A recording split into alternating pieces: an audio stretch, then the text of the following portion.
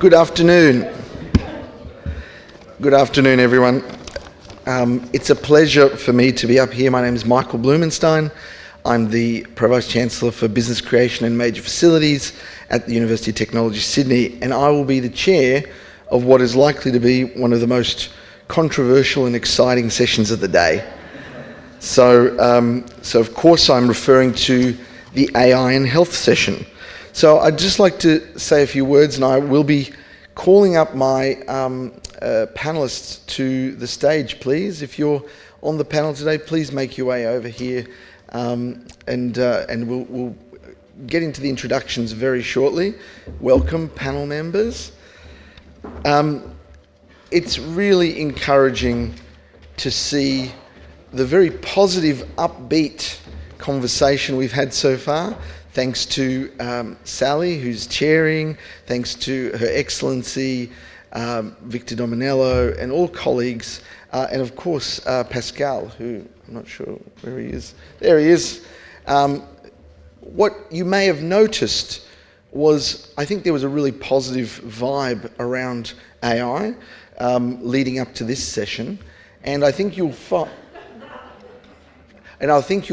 it's going to carry on, because we have assembled an amazing panel for you. Before I introduce them, I just wanted to say that it's really important in the field of AI. I've been researching AI for 25 years personally, and we're in the summer, as Pascal said, but I've seen the winter of AI. And what I'm also seeing is that, we're maturing in this country when we talk about AI. A decade ago, the then chief scientist was quoted in saying that, AI would be a threat to society, would bring down everything, I won't name names. But it was interesting to when you listen to predictions like that, I would argue from people that have general concerns but are not really informed on the topic, because back then AI was very different to what it is now. But I would argue that posture really created the cloud that has sat over Australia for a long time in relation to how it reacts to AI. We are, I would say, in an AI arms race across the globe. We need to be a contributor to the innovation of that race, not posturing, waiting, and perhaps not doing anything. Because I think the danger of not doing anything will probably outweigh the worries we have and the fears we have. And so I think it is really positive to see the change that has occurred even since that quote was made, to how people are reacting and responding to the absolute explosion of AI in every part of our lives. And people don't even know that AI is in their washing machines. It's in the brakes of their cars, and it has been for decades, because AI has been different over different periods of time. I think the future of X, as Pascal said in the morning, is AI plus X, is the reality, because there is nothing that is not moving forward without AI. So it's about how we respond to it and how we embrace it, rather than always being on the side of worrying what might be, because what might be is that someone isn't treated as well as they could be in terms of their healthcare, or what might be is that someone won't have electricity or won't have water. So I think we've got to look at the risks for sure, and we've got to look at governance, and we've got to look at regulation, but we really need to, I think, update and evolve our posture, particularly in Australia. So having said all that, I would argue that probably when you look at AI plus X, in this case AI plus health, this is a really big issue, not just for the state, but also for the country and globally. Recently, UTS commissioned a report a white paper with PwC when we basically did a survey of hundreds of clinicians, healthcare workers, end users across all major states in Australia. Interestingly, what came back, and of course it's a snapshot, and that was released in July, was really the name of the report is Reinventing Healthcare, Unlocking the Power of AI in Australia's Health and Wellbeing Sector. What really came out of that was there was apprehension, but there was also really interesting views from among the community around what the promises could be. But what I think is really important about these discussions that we're having today is that we have experts who are sitting on our panels that are, some of the best in their fields. And what I'm really excited about the panel today is that they are also people that have crossed over between clinician and technologist, even, expert in technology. So it's really important whenever you do AI plus X that you have a really good understanding of what the X is, because there's no point in talking about AI if it's from the perspective of only a technologist or only a computer scientist. It has to be from the end user, the actual adopter, and the side that's going to make things work. And what we've got with us today is a panel that bridges that gap perfectly, and everyone here has a background that is going to contribute to a very interesting discussion. But what I'd like to do is to use the opportunity to jump straight into a panel discussion and start jumping into questions, because I would like to leave at the end time for people to ask questions from the audience, because I believe there'll be hands shooting up at the end of this panel. So without further ado, I'd like to, in no particular order, just introduce each of the panel members. We have Dr. Sean Baldwin, emergency physician, Deputy Chief Medical Information Officer for North Sydney LHD at New South Wales Health. Please join me in welcoming him. Dr. Simon Carlile. He's the Senior Staff Research Scientist at Google Research Australia, but is also, in his own right, an esteemed academic, entrepreneur, and will add a very interesting perspective to the conversation. Welcome, Simon. I'd also like to introduce Dr. Amandeep Hansra, who is a general practitioner but also a Chief Clinical Advisor in Medicine at the Australian Digital Health Agency, and has a significant background in bridging the gap between digital and health. Welcome, Amandeep. And lastly, but not least, we have Richard Taggart, who is the Chief Executive eHealth New South Wales and Chief Information Officer of New South Wales Health. And I think Richard will bring a very exciting perspective, as will Sean, around the New South Wales context. Being that we're in the New South Wales Government House, I think that's very appropriate. So please join me in welcoming Richard.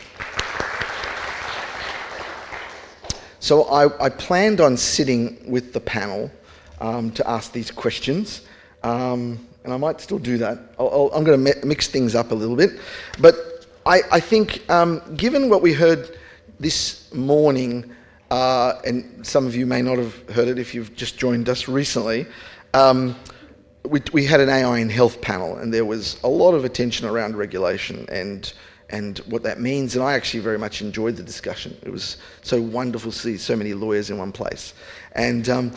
So I really thought it was a thoughtful discussion, but I would like to just get the panel's perspective, and I might start with Amandeep around the issue of balancing regulation and ensuring that is done in a way that doesn't stifle innovation, but with particular reference to health and healthcare. So I'd like to throw to Amandeep for some initial thoughts. You start with the hard ones, don't you?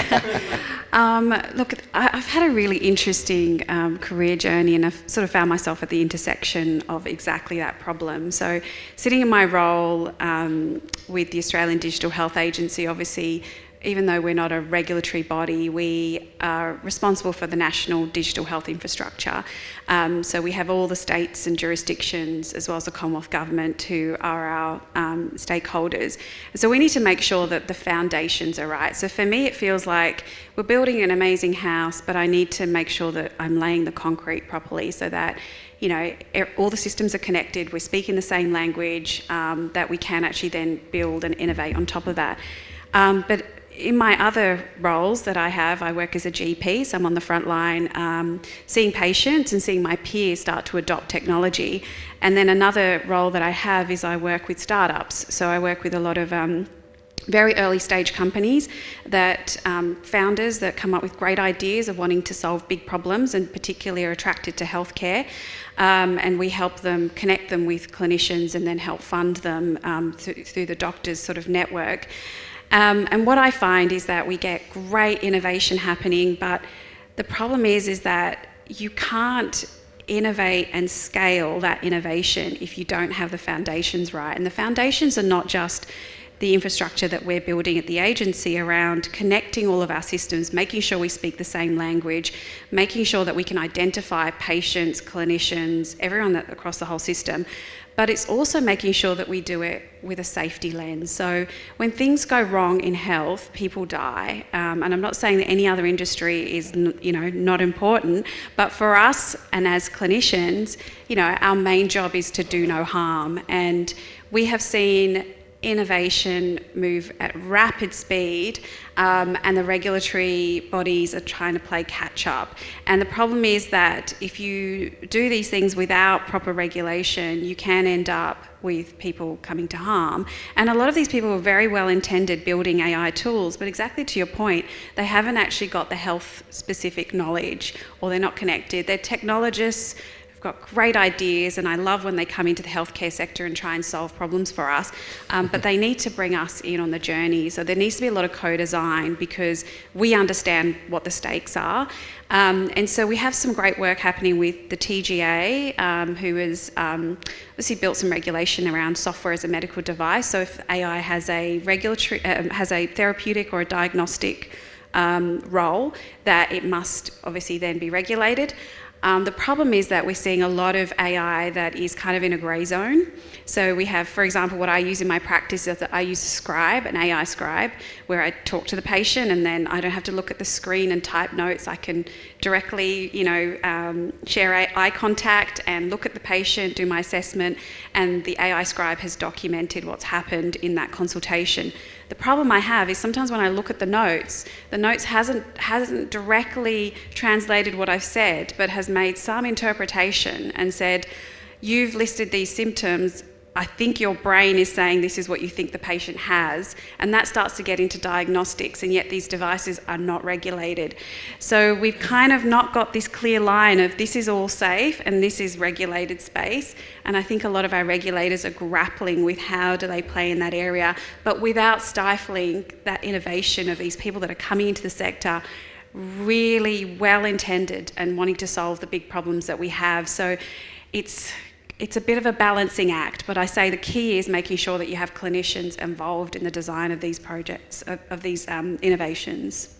Thanks, Amandeep. And I wondered if anyone else on the panel has any comments to add on that. I know I opened with a tough question, so does anyone else want to venture into that territory?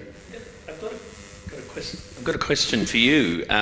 One of the things that really impressed me about the AI and law session was I came away with the notion that, you know, in some ways, treating AI as different from everything else is not really the right lens.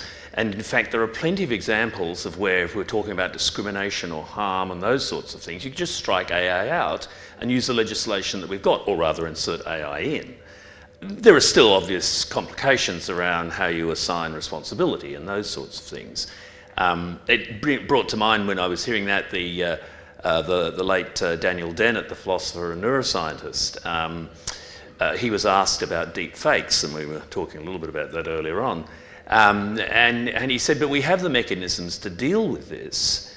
And when probed, he said, well, look, you know, legitimate currency is only legitimate because there's no way of reproducing it. And people who attempt to reproduce it are hunted down and they're prosecuted.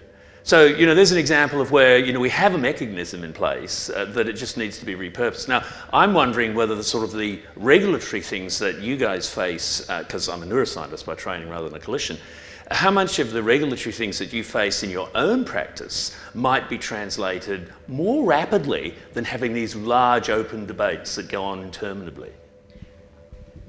Thank you, Simon, for taking the role of chair. That's really appreciate that. But please, Amandeep. I'll just respond to that. And it's a great question. And when we're building clinical governance frameworks, I have thought about that because it's the principles that matter, not so much the technology.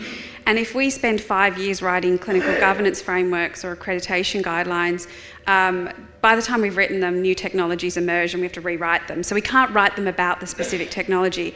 The issue that I have is if you think about a drug that goes through a regulatory process with the TGA, they assess the drug, the ingredients, the manufacturing process, and then say this is safe for patients to use. The drug that they've assessed is the same drug that goes out to the public. Problem is when you assess AI through a regulatory process, the AI is constantly changing. So once it's out there, it's not the same as what was assessed, and sometimes that's where we've fallen into traps where there's been an update or they've been dependent on open AI models that have changed, and then you realise that there's a drop in quality or there's a bad outcome, and there's no real post-market surveillance processes in place. So we do have to develop some new mechanisms because it is a little bit unique, I think, to our traditional device and drug regulation. Thanks. Thank you. Yes, Richard. I would love to build on your question and comment, Amandeep. I'm really proud to work in the New South Wales health system alongside some 180,000 people, including my colleague to my right here, and we provide care in over 1,000 locations from the city to the bush. If you're a consumer coming into one of those services, or you bring your family member into one of those services, you expect empathetic care that is kind, appropriate, evidence-based, safe. You expect that you get the best quality care that you can, and the way that we do that, the way that we ensure that we can get as good as we can do, and we're not perfect, but the way that we do that is through the governance, the regulation, the policies, the procedures, the structures, the frameworks, the foundations that Amandeep just mentioned. And I think AI has to coexist with some of these existing well-established foundations and build upon it and enhance it where it makes sense. In fact, even help using AI itself to be a regulatory tool. I think that's the opportunity. You wouldn't expect as a consumer that one of our clinicians would provide you a treatment that didn't have evidence or didn't have some level of security or safety around it, and I think AI needs to have the same lens to it. Thanks, Richard. And that is a really important point you raised about the evidence. And I think going to Amandeep's point about when we're talking about health, we're talking about people's lives, right? So what's at stake is significant. It's different, to someone just browsing on Netflix and getting the wrong recommendation by AI. Damage isn't huge, apart from being bored for tears for 2 hours. But here we have a big issue if the AI is wrong and the impact is huge. So I'm going to touch on evidence in a second because I think that's a really important part of the discussion. I just wanted to also maybe to Sean, just to ask a question about what you feel are the misconceptions that people may have in relation to AI-enabled healthcare, and what from those things sometimes bring fears and concerns up in individuals that are pursuing the healthcare system with AI-enabled processes. Yeah, great question. Where I work in emergency departments, our patients come to us and they're unwell, so they're worried already. They walk in the front door, they're worried about what's wrong with them, about what's going to go wrong, with their health, and then they're worried, will their clinician appropriately diagnose them? Will they treat them? Will the treatment have side effects? Is that going to cause them harm as well? And now they've got all these extra worries to pile on top. They're worried about where's my health data going? Where's it stored? Is it secure? Is it going to be part of the next data leak that I see in the media? And who's got access to it and who can learn all about my private data? So I think they're then they're worried, on top of that, now they're thinking the doctor might make a mistake. What if the AI makes a mistake? What if it hallucinates during my presentation to the emergency department, and now it's decided I need a brain biopsy? And that's what they're really worried about. And so I think there's it's difficulty also in that situation. Your patient's worried, they're scared, they're unwell, and trying to explain to them, but I'm going to use this AI tool, and then in that situation, having them understand what that AI tool does, how it integrates into the healthcare system, and how it affects them personally is really difficult in that period of time. And so the AI scribes are a great example. All clinicians love them because they return us to the bedside, they reduce our administrative burden, they give us more time to deliver healthcare and do the jobs that we love. But the patients, when this makes it into the media, all the commentary that you see back is people saying, I don't want the AI making decisions for me. I want my doctor to make those decisions for me. And that's not what the AI scribes are doing at all, although, as you say, the boundary is blurry. Indeed. I think, do you want to add to that, Simon? You look like you're poised. Absolutely. This is something that really gets me going. I think this is such a case of poor cognitive hygiene. Danny Kahneman got the Nobel Prize for, amongst other things, identifying what are a range of what he called cognitive biases, which are ways that we think about things that are, in daily life actually very effective. Now, one of the things that he identified was that the ease with which you can bring something to mind equals your spontaneous assessment of the probability of that happening. So that's when I stopped watching CNN. Because I renamed it the Crisis News Network. And so this is really about really taking the narrative and really making sure the sorts of things that we think are dreadfully important are really what front and centre. That's what gets repetitive, Poor cognitive hygiene. We need to wash our hands of CNN for sure. Thanks, Simon.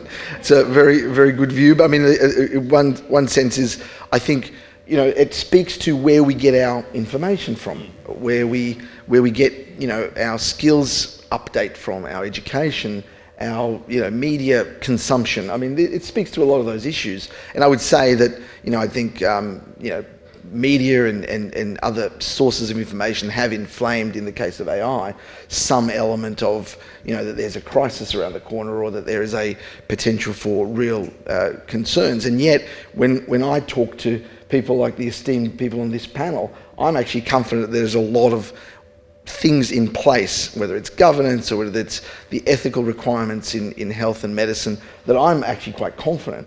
And I want to just go back to the point of evidence, and I might throw to Richard and Sean on this, just to sort of, would you both, and maybe Amandeep as well, see that there is do you see a base emerging of evidence that there is improvement to be had when you use AI in the sector? And that also could extend to the data that's used and so forth. Do you have some examples, or would you like to comment on that? So I should caveat and say that I'm a proud public servant and work for New South Wales Government, and one of the things that New South Wales Government has done in their wisdom, because this is an emerging area, has added new levels of bureaucracy and nominated me as the person in New South Wales Health who has to fulfill that level of bureaucracy on behalf of the system, which means I often have to stand in front of clinicians like my good colleague Dr. Sean here and say, hang on just a second, show me the evidence of what you're about to do before we allow you use in the system. And that means that I've got a good view of what's going on out there across New South Wales Health, and there are many hundreds of really quite exciting use cases. But I would have to say the quality of the evidence that's showing the ones for real meaningful clinical impact is still at the beginning of the journey. There is some really good solid evidence where things have actually gone through to fully regulated devices, and there's some really great radiology use cases, for example, but the vast majority are still in that early phases, and the projects I'm most excited about is where New South Wales Health clinician researchers are contributing to that body of evidence. On the opposite side of that coin, though, is it isn't all just about healthcare and clinical outcomes. Right. If I look at what's actually going into production, more than 50% of the use cases that I'm seeing going into production are in the category that I would call increasing the time for care, so taking away the admin burden. We spend almost a quarter of our time in the health system just on the administration of keeping that thing running. And so anything that we can do to reduce that percentage of time every minute that we give back to a clinician to provide frontline services is a benefit in my eyes. And there is good evidence that the time for care benefits for AI is pretty strong. And there's some great evidence in some of the administrative tasks, the finance functions and submitting forms and getting the quality of the submissions back to the various government agencies is really strong. And that's why you're seeing very rapid adoption of those perhaps less attractive but equally as important use cases. Yeah, I can definitely empathise with those discussions that you're having. I think I have them on a smaller scale, just within a health district rather than throughout the whole state, but all speaking the same language. I think, yeah, that's the real problem that I see with AI still. Like, any treatment that I'm going to give to a patient is going to be supported by high quality scientific evidence. And the high quality scientific evidence for most of the AI programs that we see is lacking. There are a couple, but they're few and far between. And so when I see a large-scale randomized multi-center trial that evaluates using the AI and not using the AI and shows that there is a patient-oriented outcome difference, which is morbidity or mortality, to do with that treatment, then I'll adopt it and I'll use it. And I think we'll see medicine shift that way as the evidence comes, and I have no doubt that it's coming. The problem's going to be keeping pace with all the evidence, but I'm probably going to use AI to keep me up to speed with all the evidence that's being published at an alarming rate. Fantastic. Controversial Please, about go this. ahead. I think that we also need to relook at what is evidence in this new evolving world. So historically, we have relied on the multi-site, multi-year randomised control trials, and the problem is that, so for example, for a drug, from the moment when it gets, so you identify the actual target to going into production, it's something crazy like 17 years. We can't do that with AI because by the time we do some of these trials and we publish them, the world has moved on and we're already on to ChatGPT 1500, we're moving so fast. So I'm not saying that we shouldn't have evidence. I think it's just that we need to relook as an industry of what is acceptable evidence in this world where we are moving at such rapid speed, and what are we comfortable with? How could we use AI to help accelerate how we're building some of that evidence? And the other thing that I'm finding is that we're getting a lot more real world evidence, which when you think about the evidence that you have from some of the trials, for example, we haven't had women represented in a lot of research trials, over the years. It's only been more recently that we've really pushed to have, sort of gender equity in terms of representation. The way that I got taught to pick up, a patient having a heart attack was based on mostly men's symptoms, and women present differently, but also other representation. We haven't always had cultural diversity, First Nations representation. And so what we're finding though is with the world of AI and the way we're capturing data and how we're able to take some of the meaningful insights from that data, we're actually allowing for more representation of our communities in the data that we're collecting. And we're actually able to see, what does that drug or that intervention look like in real world? Because I'm actually now checking what is doing to my heart rate. I'm checking what it's doing to my sleep. And so I'm getting a lot more patients who are coming back to me with actual data of how does that intervention affect them individually because they've got access to technology that they didn't have before. And to me, that is actually much more important than what a randomised control trial has shown in some ways, because it's personalised care. It's about that individual and how it's impacting them, not a whole group that wasn't representative of the patient in front of me. So I sort of, and I'm probably going to get shot down by a lot of my research colleagues who say, what, how dare you say this? That I do think we need to stop and take a moment and say, what are we able to accept as evidence moving forward? We are, I think, health is the second largest industry in terms of publications in AI outside of technology. So we're doing great in publishing a lot of things about AI trials, but I think the problem is we're not also scaling those. We've done the trial, we've got a bit of evidence, but then how do we take the next step and actually put it into the real world and say, are we feeling comfortable enough to trial this on a state basis and a country basis and a large population? I think that's just an Australian problem. I mean, we're very good at producing the evidence, but very bad at actually adopting it. We're not strong at that. And I'm actually going to ask a question of Simon now. So just before you, and I think it might tie a little bit with what has been spoken of here. I really think that the perspectives here are so exciting to hear around, the fact that there's a representation of someone that can oversee what's happening in New South Wales Health around technology and making sure that it's going to be for the betterment of patients and healthcare. But I really wanted to emphasise what you said, Richard, about the back end, the non-direct patient affecting AI processes that are occurring. I happened to have a conversation with a very senior figure in state government recently, and I said, what's the single largest expenditure in New South Wales budget? And we all know the answer to that. It's health. But so there are opportunities around. I'm not going to use the word productivity, by the way, in this session, but there is actually a lot of advantage outside of just direct health and patient care around advancing the operations of facilities, of hospitals, etc. But the other point I just wanted to touch upon is Amandeep's point around the fact that what are we looking at in terms of evidence? What is the data telling us? And now there's so many places for data to come from. And I wanted to ask Simon, because we talked about, you said briefly, Amandeep, about scaling up what we're doing. How can we do that? So I was going to ask Simon around what your thoughts are around the role of, more broadly, universities, the tech industry, healthcare providers, governments, to contribute to that scaling, but also what else is there that bringing together important institutions to drive this innovation, what that can contribute to the future? Yeah, I'm very happy to speak to that. I wouldn't want to lose the previous track though, so we can come back to that because I think there's some real changes afoot that change the focus from illness to wellness. And that is going to happen. AI is going to play a big role there, so I'm happy to chat about that later. But okay, returning to what universities. So I've been a university professor. I've worked in the area of hearing health and researched in that area for most of my life. I've had spin-off companies, and I'm working for a large technology company. So I've got a little bit of visibility on each of those things.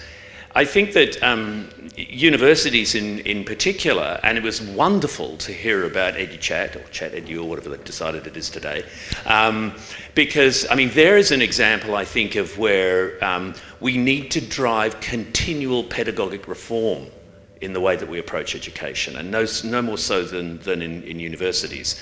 I had the pleasure of working with a number of brilliant clinicians and educators in the 90s where we designed a medical course that was based on problem-based learning.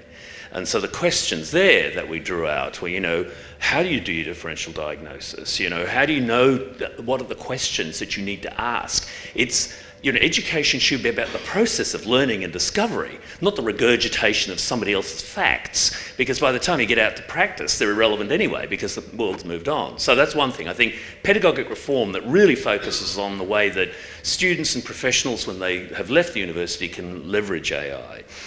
I think in terms of university research as well, they are making an effort in this regard, but they're still very discipline bound.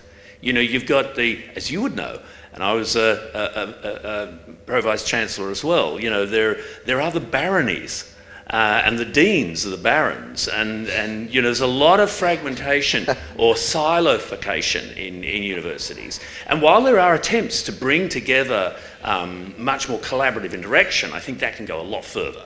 And I think there are also Commonwealth incentives that could be put into that sort of, not just dropping a little bit of bucket, a bit more into the National Health and Medical Research Council fund for a so-called collaborative research project. Technology, I think the most salient thing that struck me in the years that I've been in technology is they've got to use a lot more user-centered design. You know, particularly engineering companies. Look, I'm a scientist and at times an engineer as well, and I fall in love with my own solution. But is it the right solution? You know, is it actually moving the needle on the thing that counts? And that's where I think anything that's involving the end user is super critical to make sure that your effort isn't being wasted. You know, so I think tech companies have got a lot to learn there. I think health providers as well. You know, I just come back from 7 years in the United States, and that was an interesting experience for a whole variety of reasons, but nonetheless trying to navigate the health system there. And you know, what really brought into very sharp focus for me was the way one needs to really balance patient-centered care and obviously, in the US health system, a profit motive. And it's got to be win-win, not zero-sum. You know, there really has to be thought as to what is, we have these increases of efficiency, and we will, but that shouldn't just hit the bottom line. You know, how do we turn that return back into increasing and improving patient care? So I think, you know, healthcare provision, and I'm quite sure that, you know, while we're not purely profit driven, we are budget constrained, and so many of the same arguments pertain at state and Commonwealth levels here in this country. So I think these are still very pertinent arguments. The governments, I think, coming back to, you know, regulation and things like that, it was raised a bit this morning by an ex-minister that, you know, slow is a problem, particularly when, you know, it was interesting for me. About 3 weeks ago, I had an internal briefing in my company about hallucination. And we don't use the word hallucination anymore, not because we don't like the word. We call it factuality, because there is a huge amount of research that is going on determining whether a statement from a large language model or any kind of foundation model has a factual basis. And we heard one example, for instance, you know, we ask another LLM whether that's you know, something that's you know, is that true? Well, designs now are moving towards looking at this in a parallel process. So you don't wait for the answer and then ask someone else, is that answer a good answer? You know, it's all built into the process. So factuality is one thing. And the other thing that I heard raised today as well is that you don't understand what's going on inside this black box. There's no way of looking at the logic. Well, reasoning is also a hugely influential area in foundation model design and implementation now. So they're not there yet, but to your point about the way things move so quickly, and that's another real difficulty as well, is, you know, at what point do we start making judgments on the data that we have? Because we know that, you know, I'm not going to wait for the next super fast CPU to come out before I buy another computer. You know, I need a new computer now. And so, you know, I've got to make some risk assessment of where I am there. So I mean, I think the four areas: universities, technology, health providers, and government. They're just some quick thoughts on that. Thank you, Simon. And I think Amandeep wants to just compliment that. I just wanted to comment on one of the points that you raised about, I'm going to mention the word productivity, sorry. That's all right. I won't, though. No, that's all right. One of the things that happened when we were being sold AI scribes is that we would have tech companies come and pitch to us and say, you can see this many more patients if you use an AI scribe, and obviously that will translate to billings for us in general practice. And they thought that's what sold us, and that's what made us pay the quite steep prices initially. The thing is that we didn't see more patients. We loved the scribes, but we didn't fill that spare time with seeing more patients. We should have spent more time with our patients. And so sometimes we measure the wrong things, and, you know, when you couldn't spit out the data and say this is how much money you're making extra or how much extra productivity, what happened was that the doctors went home happy, the patients went home happy, and the doctors wanted to come back to work the next day, and that is a measure of productivity, though, because we have a lot of doctors and other healthcare providers in the system who get burnt out and leave. And we've got sort of about a 10% attrition every year of medical doctors who leave because, they just don't enjoy their work. So if we actually, sometimes we think that we're addressing one thing, but if you actually look at it, yes, there has been a productivity benefit, but it's not where we thought it was going to be. It's reducing that, what they call in the US, pajama time, having people be happier at work and actually provide a better service to their patients, and ultimately we'll have better patient outcomes, which also leads back to productivity. So I think we need to think more broadly about the benefits of AI rather than this direct ROI. Yep, agreed. Richard, did you have any comments to that? Amandeep just touched on something that's at the top of my problem list at the moment, which is AI scribes. And if you're not familiar with the term scribes, I'm sure many of you would be, but effectively you allow the AI to listen to your consultation, then it writes up the notes in a format that you want, so you can put it straight in your clinical information system and do various tasks with it. And actually they're becoming more of an agent now than they were, so they're doing other tasks. And there's a lot of adoption, so that very rapidly the companies that have developed this technology have been adopted by general practice, by consultants in their private rooms, by allied health professionals all over the world. It's the demand has been sensational. It's been really quite exciting to see that. But the implementation of a piece of software or a new tool or a workflow change inside a general practice, even a large practice, compared to implementing something in an enterprise as complex as New South Wales Health, are two very different scale problems. And there has literally not been one single day since I started my role on the 20th of January that I haven't had a request for a scribe of some flavour to be rolled out at scale in the New South Wales Health system. And I'm very eager to do it because I can hear demand from clinicians, the potential benefit, but it's many layers of complexity in the scaling of that technology and the implementing it safely. And I'm sure this is something that comes up in your world as well, Sean. Absolutely, I'll send you an email later. You guys just sit next to each other. Pass a note. No AI.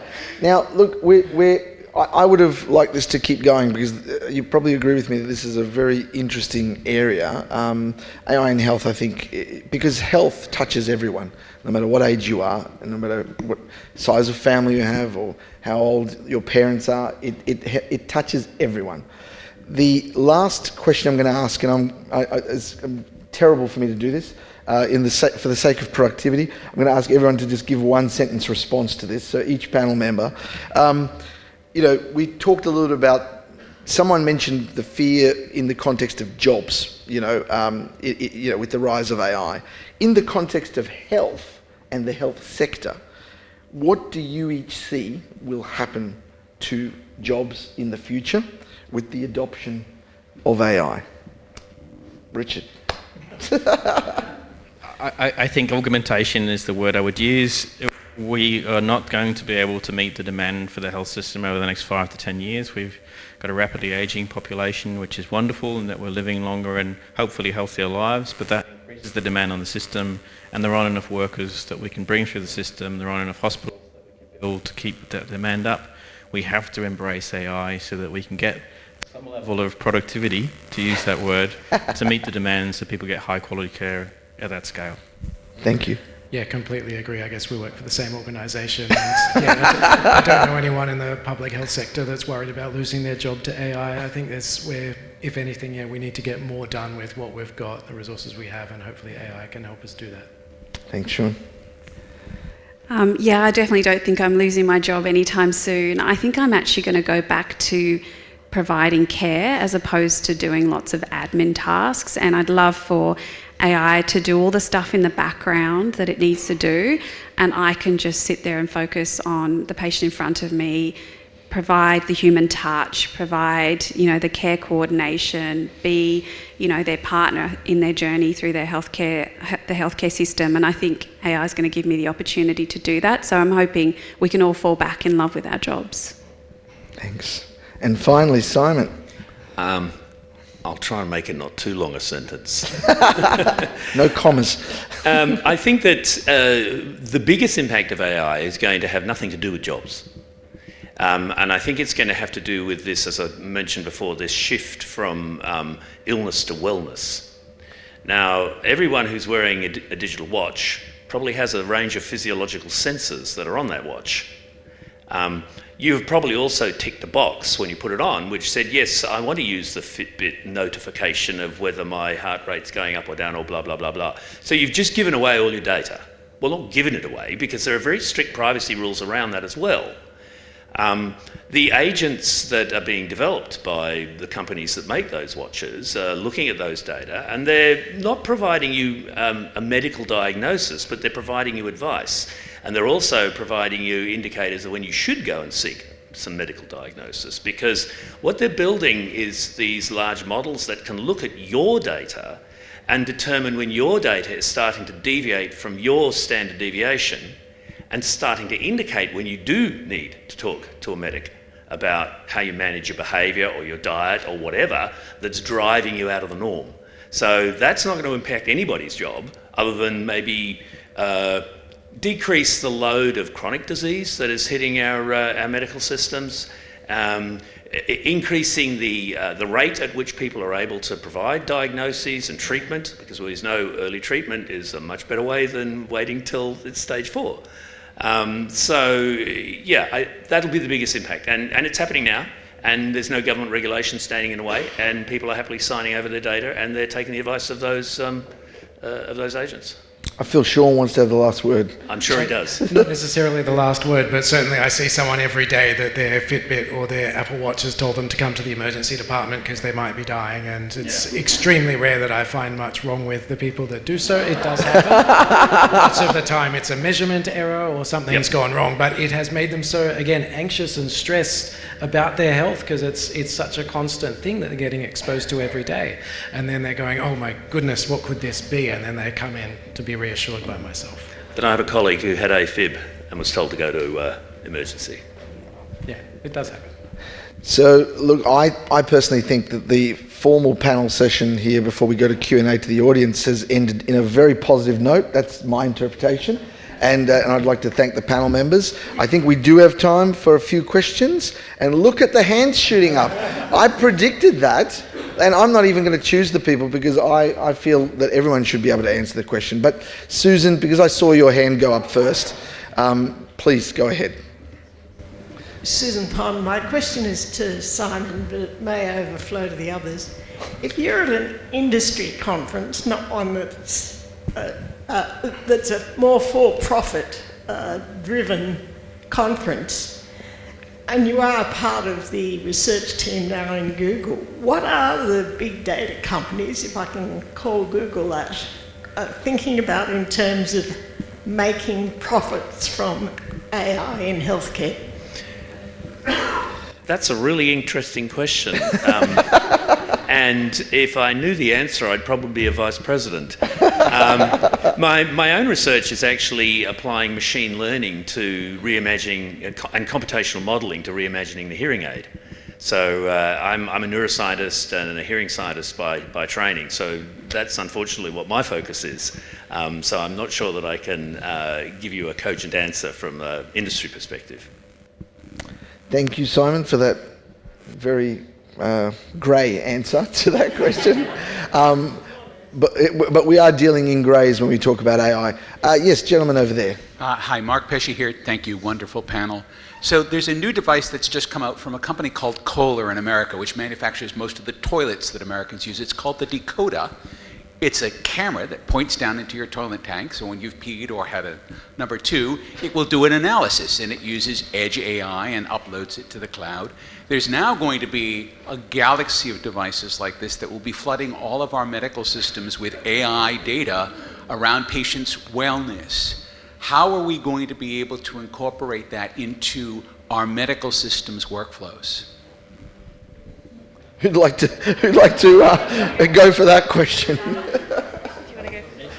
I might try and tackle that question, although I'm fascinated by the experience. It must be like, you must hold your breath when you use that restroom.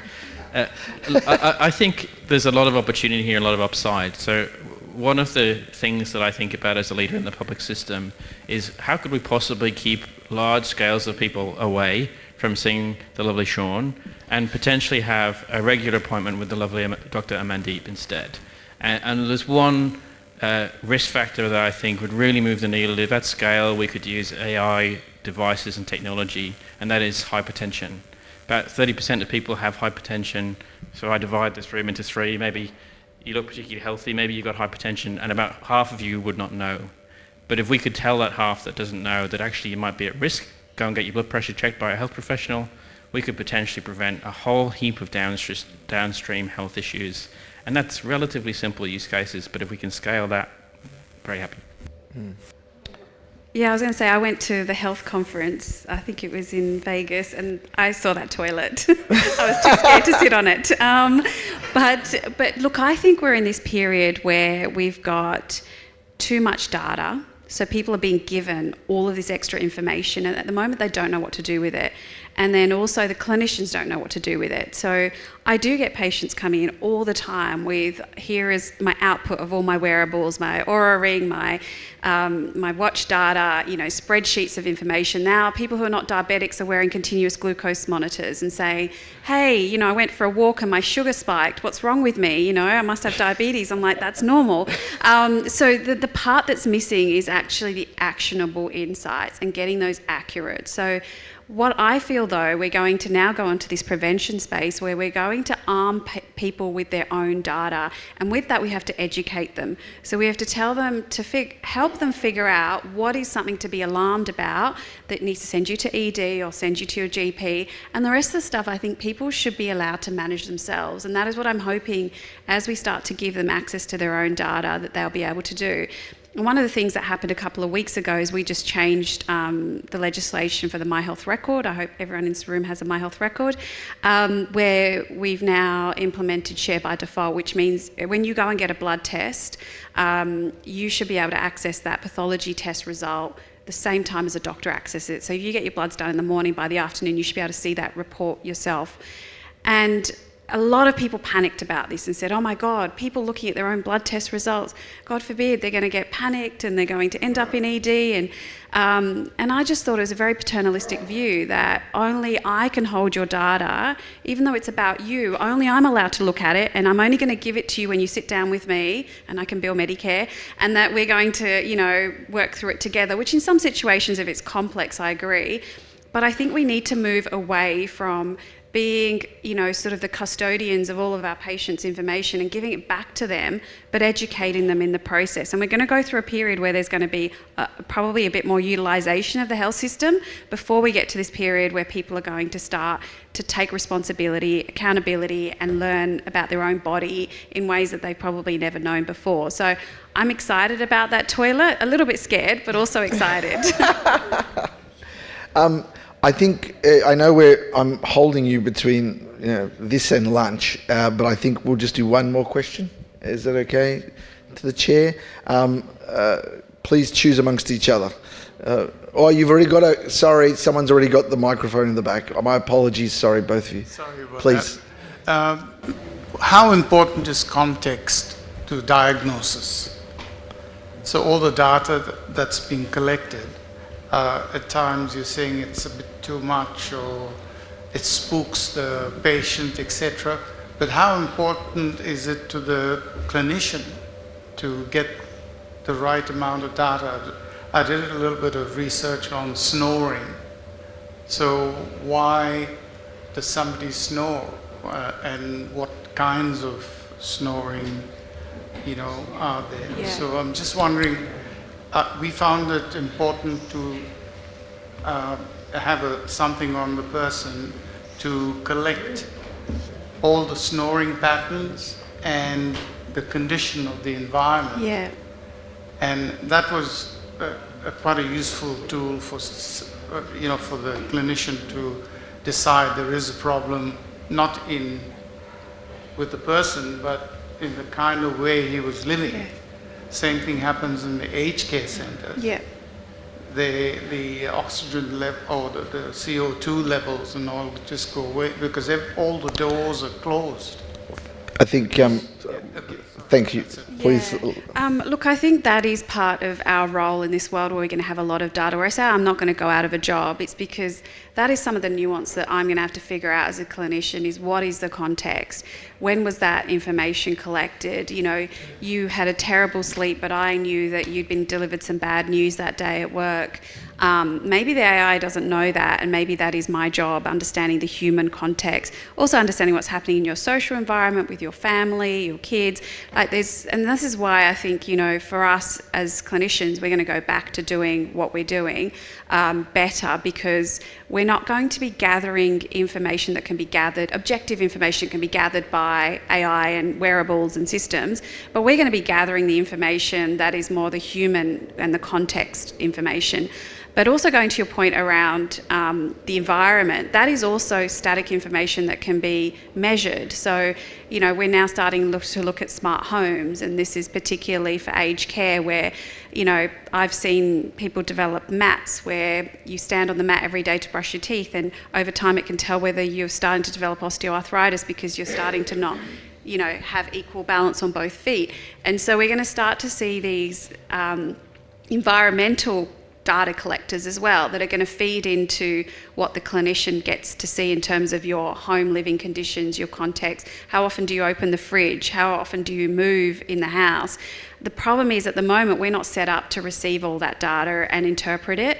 So at some point I would love it if the AI systems could pull that together and give me a really succinct summary of this is what I think is going on, but now you contextualize it with the human factors that the AI can't figure out. But yeah, it's going to be a fine balance, I think, getting there. Thank you, Amandeep, and we might end it there because I think everyone is very much wanting to go outside. Before we clap, I just wanted to say that you know, it's been an absolute pleasure in chairing this session, and I think you'll agree with me that the promise I had at the start about this panel being superb in terms of its crossover of clinical understanding and technology understanding, hopefully has inspired you to see the opportunities that AI in health can provide. And I think it's really exciting to hear the stories directly from people that are involved, talking to patients, working in hospitals, working across New South Wales Health, and working in industry. So without further ado, please join me in thanking our panel. Thank you very much. Thank you all. Appreciate it.